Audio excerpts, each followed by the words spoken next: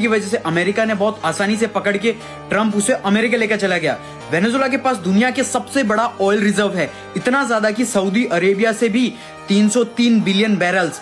Venezuela की सबसे बड़ी गलती थी कि इन्होंने सिर्फ ऑयल पर फोकस किया, इन्होंने कुछ डेवलपमेंट नहीं किया। देश के इंफ्रास्ट्रक्चर के एल लगे हुए हैं, मैन्युफैक्चरिंग की 12 बजी हुई है। टेक्नोलॉजी के मामले में तो ऐसा है कि टेक्नोलॉजी का टी तक नहीं आता, ये सिर्फ एक ही इनकम पर डिपेंडेंट रहे और देश में 95% से ज्यादा पैसा ऑयल से आ रहा था। तो इन पांचवी फेल पॉलिटिशियन का दिमाग चलता ही नहीं है और करप्शन करना स्टार्ट। वेनेजुएला की एक बहुत बड़ी कंपनी थी पीडीएसवी, उनकी गवर्नमेंट ने 18,000 से भी ज्यादा स्किल्ड इंजीनियर को निकाल दिया और इसकी जगह ले ली गवर्नमेंट के पपेट्स, ऐसे पपेट्स जो ऑलरेडी पांचवी में 10 बार फेल हुए हों। अब देश की नैया डूबने ही लगी। वेनेजुएला का ऑयल और वो सऊदी अरेबिया के जैसा लाइट और लिक्विड नहीं है, यहाँ का ऑयल बहुत ज्यादा हैवी और बहुत सारे मिनरल्स हैं, गोल्ड, सिल्वर और बहुत कुछ। तो इस ऑयल को अच्छे से फिल्टर करने के लिए बहुत ज्यादा खर्च आता है, बहुत सारी मशीन्स और उन मशीन्स का मेंटेनेंस डेली, ये सारी चीजें पता होने के बाद भी यहाँ की सरकार ने अनपढ़ की तरह सारा प्रॉफिट पॉलिटिक्स में डाल दिया। इसकी वजह से मशीन्स पुरानी होने लगी, सब्सिडीज कम हो गई और सारे प्लांट सब कुछ खराब होके बंद हो गए। प्लस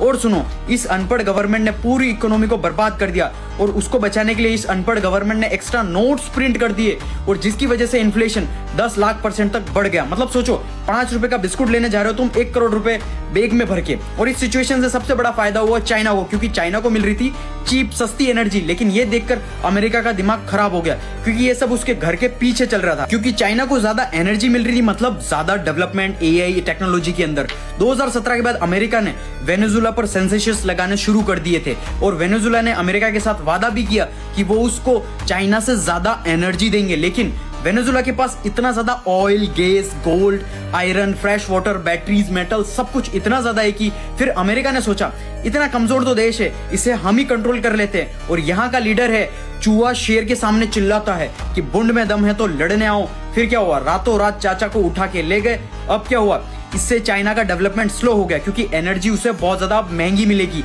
और अमेरिका की इकोनॉमी और स्पीड से डेवलप करेगी बहुत ज्यादा ट्रंप दादा की वजह से। देखो, बिजनेस वर्ल्ड में कुछ सही गलत नहीं होता, अगर तुम पावरफुल हो तो वही सही और वही गलत। ऐसे और बिजनेस कंटेंट के लिए मुझे फॉलो जरूर कर लेना।